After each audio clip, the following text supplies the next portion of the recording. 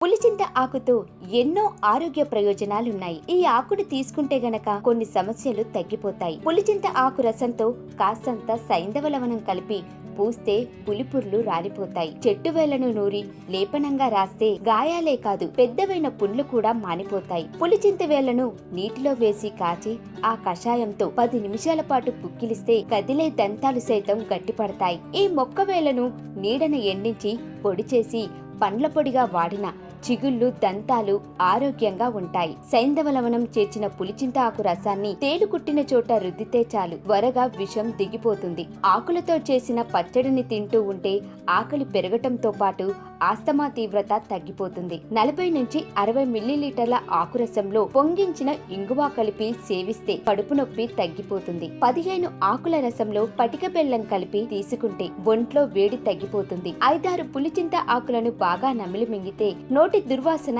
తగ్గిపోతుంది.